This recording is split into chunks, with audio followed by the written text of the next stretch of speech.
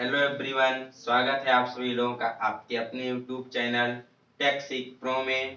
जैसा कि अपने अपने पिछले वीडियो में डिस्कस किया था एक्सीलरेशन और रिटार्डेशन के बारे में, इस वीडियो में हम पढ़ने वाले हैं इक्वेशंस ऑफ एक्सीलरेटेड मोशन। ये कोई वस्तु क्या है, एक समान त्वरण से गतिशील है, तो उसके लिए हम कौन कौन से इक्वेशन यूज करते हैं, कौन कौन से हम फार्मूले यूज करते हैं, उसकी डिस्टेंस को निकालने के लिए फाइनल वेलोसिटी, इनिशियल वेलोसिटी या फिर एक्सीलरेशन कितना हो या कितना टाइम लिया इस दौरान, इस सब के कैलकुलेशन के लिए जो हम फार्मूले यूज करते हैं उसको हम सूत्र के माध्यम से व्यक्त करते हैं। तो इस वीडियो में बेसिकली उसी के बारे में चर्चा करने वाले हैं।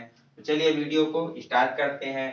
सपोज दैट कोई ऑब्जेक्ट है, वो क्या कर रही है, गतिशील है, ठीक है, एक सरल रेखा में यूनिफॉर्म वेलोसिटी से, एक समान चाल से गतिशील है। या किसी बिंदु पर हमने क्या किया, उसके मतलब स्पीड को मेजर करना चालू किया। इस बिंदु से हमने मान लिया उसकी स्पीड को मेजर करना चालू किया और यहाँ पर प्रारंभ में उसकी स्पीड क्या है, u है। कुछ समय के बाद, सपोज दैट t समय के बाद, इस पॉइंट पर पहुंचकर उसका वेग क्या हो जाता है, v हो जाता है। और इस दौरान उसने कितनी डिस्टेंस ट्रेवल की, s डिस्टेंस को उसने ट्रेवल किया। कहीं कहीं इसको यश लिखते हैं, कहीं कहीं इसको डी भी लिखा जाता है।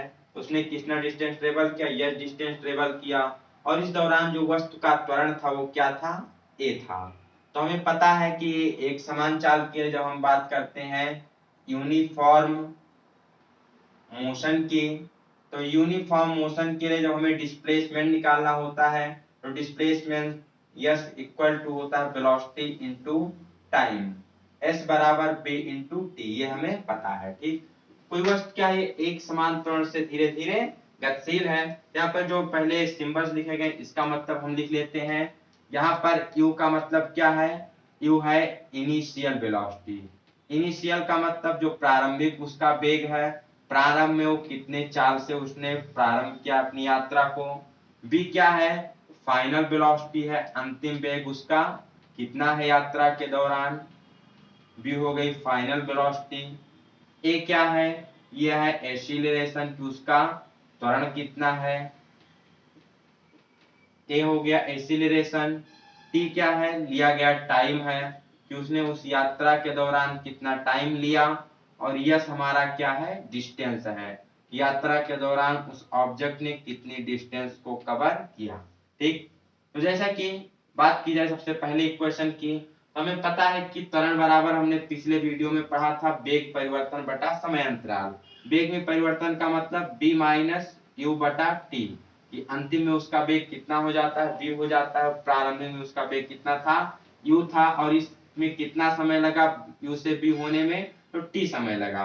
अब इसको हम सॉल्व करें तो ये इधर जाएगा, at हो जाएगा, तो ये आ जाएगा at equal to b minus u।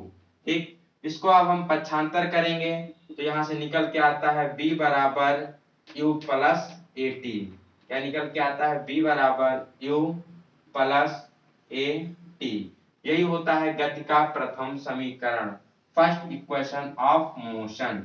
क्या होता है, b बराबर u plus A T, first equation motion. ठीक, इसमें क्या क्या है, final velocity b, initial velocity a, त्वरण सॉरी फाइनल वेलोसिटी b, तो इनिशियल वेलोसिटी u, और एक्सीलरेशन ये टाइम t। इसमें क्या नहीं है, तो इसमें डिस्टेंस नहीं है। तो जब कभी भी डिस्टेंस की चर्चा ना की गई हो, final velocity, initial velocity, time और त्वरण दिया गया हो, तो हम कौन सा इक्वेशन यूज करेंगे, तो गति का पहला समीकरण यूज करेंगे, b बराबर u प्लस at का यूज करेंगे। अब देखते हैं सेकंड इक्वेशन को, इसके बाद और कौन सा इक्वेशन आता है। तो हमें पता है कंसेप्ट एवरेज वेलोसिटी हमने पढ़ा था नेक्स्ट वाले अपने क्लासेस में, एवरेज वेलोसिटी। अगर एवरेज वेलोसिटी को b से लिखें तो एवरेज वेलोसिटी बराबर होता है b प्लस u बटा b जो उसका अंतिम वेग है, प्लस u जो उसका प्रारंभिक वेग है, और बटा 2। ये हो गई हमारी क्या, एवरेज वेलोसिटी, जिसे हम कहते हैं औसत वेग। और अभी हमने थोड़ी देर पहले ऊपर पढ़ा है कि जो डिस्प्लेसमेंट होता है, डिस्प्लेसमेंट s बराबर क्या होता है, डिस्प्लेसमेंट यस बराबर क्या होता है, b इंटू टी होता है। तब विस्थापन बराबर वेग गुणे समय। तो यहाँ हम क्या करते हैं, b का मान रख देते हैं। तो b बराबर कितना दिया गया है, b प्लस u बटा 2 गुणे में क्या है, t है। जब इसको हम सॉल्व करेंगे तो b t plus u t बटा 2 हो जाएगा। ठीक, तब हम क्या करेंगे, b बराबर हमें पता है पहले इक्वेशन से u प्लस ए टी होता है।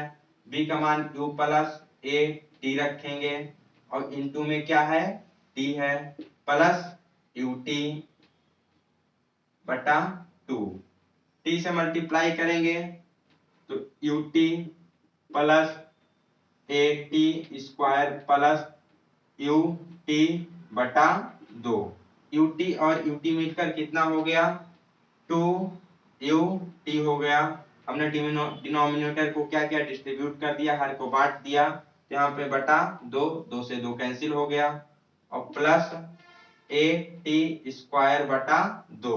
तो जो हमारा फाइनल निकल के आया, फाइनल निकल के क्या आया, यस बराबर ut बचा यहाँ पर केवल ut प्लस, अगर इसको हम 1/2 को बाहर निकालें तो कुछ इस प्रकार लिख सकते हैं, 1/2 और ए टी स्क्वायर। तो गति का दूसरा समीकरण हमारे पास निकल के आया, यस बराबर ut plus half A T square. इसे हम कहते हैं सेकंड इक्वेशन ऑफ मोशन, गति का दूसरा समीकरण।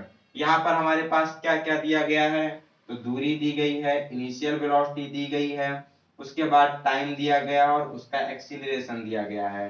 तो यदि हमें दूरी, उसके इनिशियल वेलोसिटी, एक्सीलरेशन और टाइम, इन चारों में से कोई 3 क्वांटिटी दी गई होती है और चौथी क्वांटिटी हमें निकालनी होती है, तो हम सेकंड इक्वेशन गति के दूसरे समीकरण का प्रयोग करते हैं। ठीक, तो इसमें क्या नहीं दिया गया है, तो इसमें हमारी फाइनल वेलोसिटी नहीं दी गई है। फाइनल वेलोसिटी की जब चर्चा नहीं की जाती है तो हमें कौन सा इक्वेशन प्रयोग करना होता है, हमें सेकंड इक्वेशन प्रयोग करना होता है।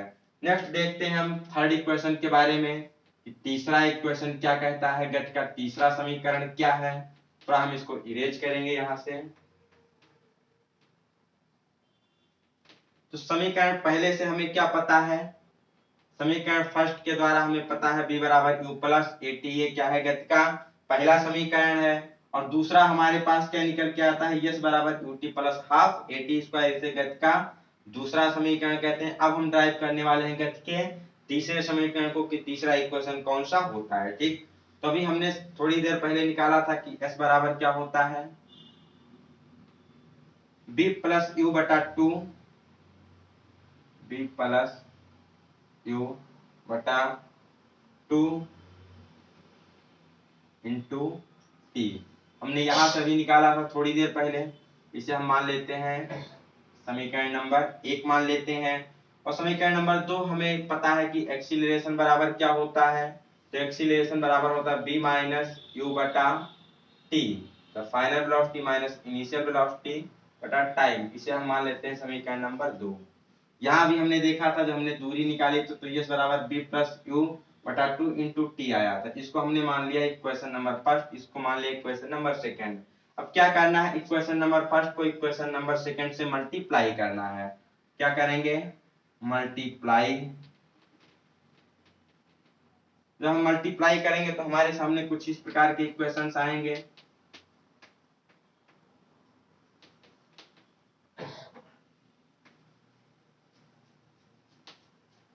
मल्टीप्लाई किया जाए तो यहाँ s का मल्टीप्लाई किससे होगा, a से होगा, लेफ्ट साइड का लेफ्ट साइड से और राइट साइड का राइट साइड से। तो s multiply a equal to b plus u बटा 2 t multiply with b minus u बटा t।